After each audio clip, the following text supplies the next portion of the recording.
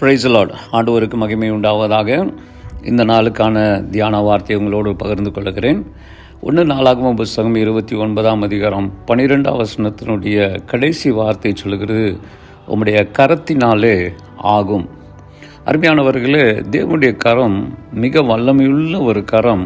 தேவனுடைய கரத்தினாலே ஆகாத காரியங்கள் ஒன்றுமே இல்லை. நிச்சயமாகவே என்ன ஆகும் என்று சொல்லுகிறார். என்ன ஆகும் என்பது நாம் அறிந்து கொள்ள வேண்டியது அவசியமாக இருக்கிறது. நம்முடைய மனதில் இருப்பதை நிஜமாக்குகிற ஆண்டவர் நம்முடைய ஆண்டவர். செய்வேன் என்பதை இப்பொழுதே ஆகும் என்று சொல்லுகிறவர் நம்முடைய ஆண்டவர்.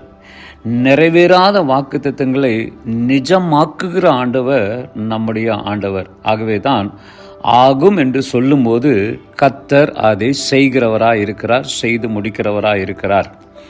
ஒரு 3 காரியங்களை உங்களுக்கு சொல்லுகிறேன். யோவேல் புஸ்தகம் 2ஆம் அதிகாரம் 22வது வசனத்தினால நீங்கள் பார்க்கும்போது இந்த வசனம் சொல்லுகிறது, பயப்படாதீங்கள், வனாந்திரத்திலே மேய்ச்சல் உண்டாகும் என்று சொல்லுகிறார். அப்படி என்று சொன்னால் வனாந்திரத்திலே ஒரு விளைச்சலை உண்டாக்குகிற தேவன் நம்முடைய ஆண்டவர். அதாவது இது வாய்ப்பில்லை, வனாந்திரத்திலே விளைச்சல் வாய்ப்பில்லை. ஆனால் அந்த இடத்துல ஒரு மேய்ச்சல் என்றால் ஒரு விளைச்சலை உண்டாக்கக்கூடிய வல்லமை ஆண்டவரிடத்தில் இருக்கிறது. காய்ந்து போன உங்கள் வாழ்க்கை இருக்கும் என்றால், வனாந்திரம் போல இருக்கும் என்றால், அதை செழிப்பாக மாற்றக்கூடிய வல்லமை நம்முடைய ஆண்டவருடைய கையில் இருக்கிறது. 2வது வெளிப்படுத்தின புஸ்தகம் 21ஆம் அதிகாரம் 5வது வசனத்தில் நீங்கள் வாசித்து பார்க்கும்போது, எல்லாவற்றையும் புதிதாக்குகிற ஆண்டவர் நம்முடைய ஆண்டவராக இருக்கிறார். உடைந்து போயிருக்கிறதா, தளர்ந்து போயிருக்கிறதா, வாழ்க்கை சோர்ந்து போயிருக்கிறதா, அவைகளை புதிதாக மாற்றுகிற தேவன். ரோமர் 12:2 சொல்லுகிறது, உள்ளமோ புதிதாகுகிறது என்று சொல்லுகிறார். ஆகவே உங்கள் வாழ்க்கையில் எவையெல்லாமே பழையதோ அல்லது உடைந்து போனதா இருக்கிறதோ அதை மறுபடியும் புதுப்பிக்கிற ஆண்டவர் நம்முடைய ஆண்டவர்.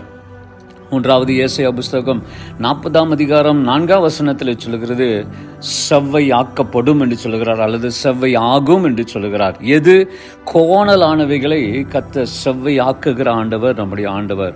அருமையானவர்களே, நான் கரெக்டாக தான் போனேன், ஆனால் என் வாழ்க்கை கோணலாக இருக்கிறது, என் குடும்பம் கோணலாக இருக்கிறது, என்னுடைய பிஸ்னஸ் கோணலாக இருக்கிறது, எனக்கு எல்லாமே சரியாகவே இல்லை என்று நீங்கள் ஒருவேளை யோசிப்பீர்கள் என்றால், இன்றைக்கு இந்த நாளிலே கர்த்தர் உங்களுக்காக ஒரு வார்த்தையை சொல்கிறார். உங்கள் கோணலானவைகளை கர்த்தர் செவ்வையாக்குவாராக.